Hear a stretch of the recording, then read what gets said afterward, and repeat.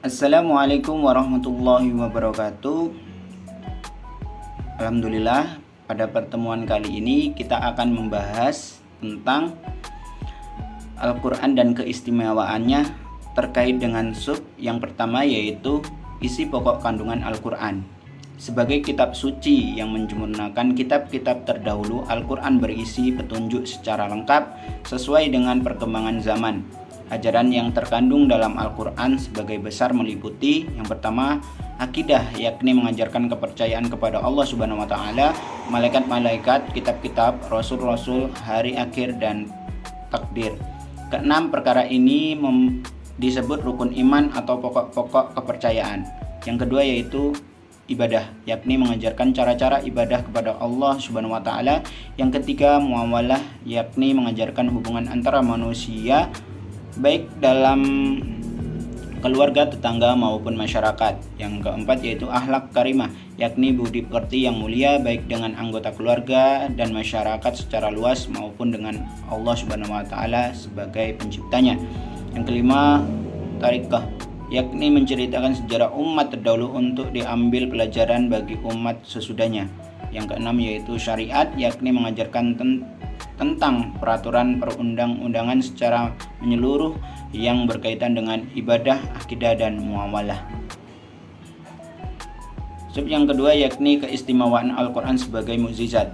Pada waktu pemikiran manusia masih sederhana, Allah Subhanahu wa taala menurunkan kitab suci yang sederhana pula, sehingga dengan demikian manusia dapat mengikuti petunjuk-petunjuk yang ada di dalam kitab suci tersebut. Namun setelah pemikiran manusia berkembang lebih maju, Allah Subhanahu wa taala menurunkan kitab suci yang sempurna yaitu Al-Qur'an. Seperti diketahui, seringkali Al-Qur'an turun secara spontan guna menjawab pertanyaan atau mengomentari peristiwa. Kedudukan Al-Qur'an terhadap kitab-kitab lain adalah sebagai berikut. Yang pertama, membenarkan isi kitab sebelumnya yakni Taurat, Zabur, dan Injil. Adapun yang dibenarkan adalah yang masih asli, belum dicampur perkara manusia. Al-Quran membenarkan isi-isi kitab sebelumnya karena inti ajaran dalam kitab-kitab tersebut sama dengan inti ajaran Al-Quran, yakni meyakini Allah Subhanahu wa taala.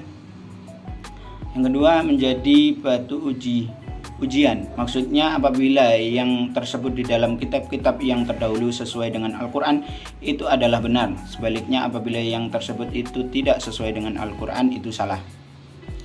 Al-Quran dikatakan sebagai penyempurna karena memiliki kelebihan dan kitab-kitab suci sebelumnya. Kelebihan kitab suci Al-Quran daripada kitab yang suci lainnya adalah sebagai berikut.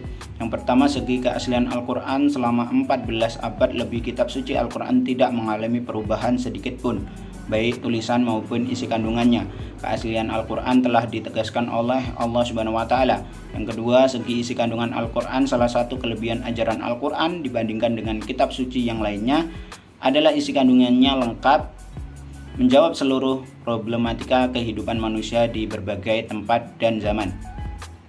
Yang ketiga, segi suasana bahasa. Al-Quran diturunkan dalam bahasa Arab tetapi sangat berbeda dengan bahasa Arab pada umumnya. Bangsa Arab terkenal memiliki kemampuan bersyair sejak zaman dahulu, meski sering mengadakan lomba di pasar Ukaz. Meskipun demikian, tidak satupun penyair yang mampu menandingi bahasa Al-Quran. Setiap kali orang kafir Quraisy mengutus seorang pemuda yang ahli syair untuk berdialog dengan Rasulullah SAW.